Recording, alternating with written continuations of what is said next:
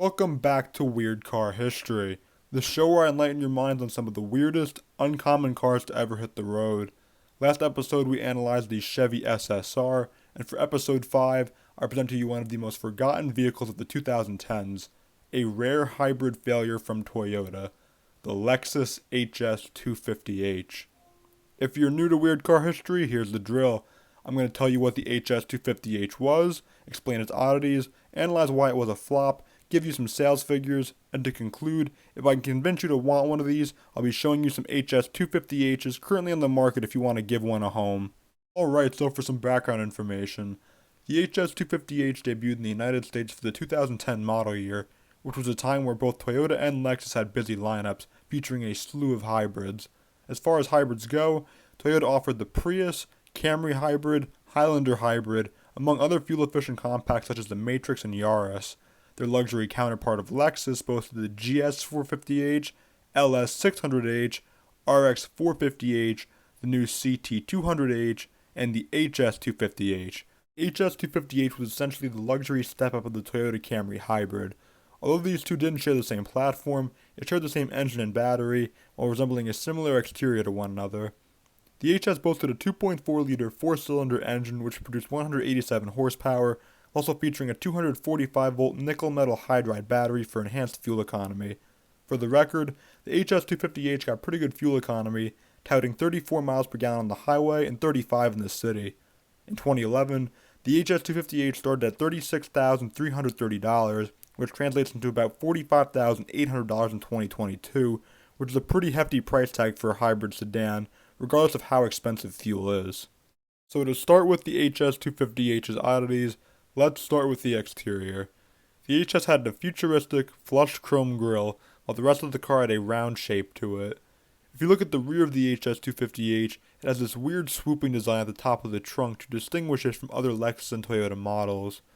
While the exterior isn't too crazy, let's dive into the interior.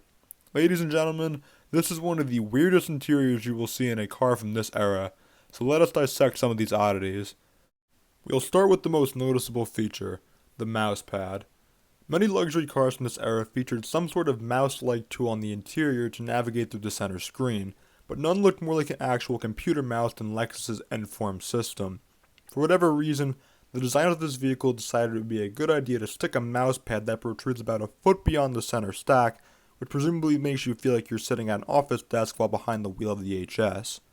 Funny thing is, if you didn't get the screen and navigation options, this was just a blank pad in the middle of your interior. Next we have the gear shifter shaped like a capital H, and also placed in a strange spot for a sedan from this era. You also have this little screen that whirs open when you turn on the car, which is pretty cool. Then you have your optional two-tone leather seats, which isn't too crazy but just another oddity to go along with the other interior options.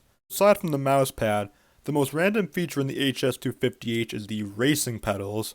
For a hybrid vehicle, rather than using the traditional plastic pedals, Lexus decided to fit the HS 250H with these retro, chrome pedals that you'd see in a muscle car from the 1960s, giving this eco-friendly car an ironically aggressive look.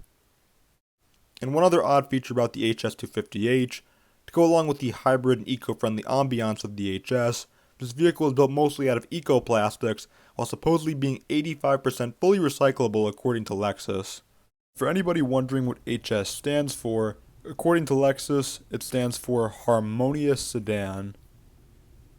So why did the HS 250H fail? Well, among the non-SUV hybrid which Toyota and Lexus made, one could argue that the HS was the worst performing and most expensive, which isn't a great combo when you're trying to sell vehicles. The HS was already forced to compete with its hybrid hatchback brethren of the Lexus CT 200H, which was more affordable and averaged 41.5 mpg, while the HS 250H averaged 34.5. You could also make the argument that the CT was better looking than the HS, but it's up to you to decide. Aside from the in-brand competition, this doesn't even include other hybrid models from competitors such as Honda, Ford, Nissan, and others. So after a few years of poor sales and a lack of demand, Lexus discontinued the HS 250H in America in 2012. As you might expect, the HS did not put up strong sales figures, as Lexus sold about 21,000 HSs over its 3-year production run. Its highest sales year was in 2010 with about 10,600 models sold. For comparison, here are the 3 other odd cars that outsold the HS in its best production year. In terms of total lifetime sales, the HS250H ranks third in the totem pole of cars featured on Weird Car History, falling not too far behind the Chevy SSR and Kia Borrego. And as previously mentioned, due to poor sales figures after 3 model years, Lexus decided to pull the plug on the HS250H, leaving a short and pretty forgettable legacy. Alright, so if I convince you to want an HS250H of your own, we have a selection of 61 options to choose from nationwide in the United States, according to CarGurus as of May 20th, 2022.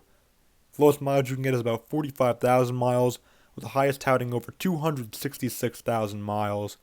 The best deal sold is about $11,500 for a one-owner, 97,000-mile HS offered in silver opal mica, featuring the 2.4-liter 4-cylinder.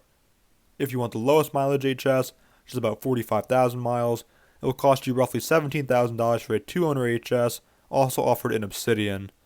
And if you want the HS with the highest mileage, it will set you back about $7,500 for a two-owner HS, offered in black opal mica, boasting over 266,000 miles. So with that, into the oblivion goes the HS250H. I credit Lexus for attempting a luxury hybrid sedan, but there were too many similar vehicles in their lineup, which was already in a highly competitive hybrid market. The HS certainly had personality with its recyclable materials and outlandish styling, and deserves a spot of recognition amongst the early attempts of quirky hybrid vehicles. Anyways, if any of you watching own an HS250H, I'd love to hear stories of personal ownership and reliability, so feel free to enlighten us in the comments. Thank you so much for watching the 5th episode of Weird Car History. Please let me know what you liked, what you didn't like. I'm open to any feedback that you may have.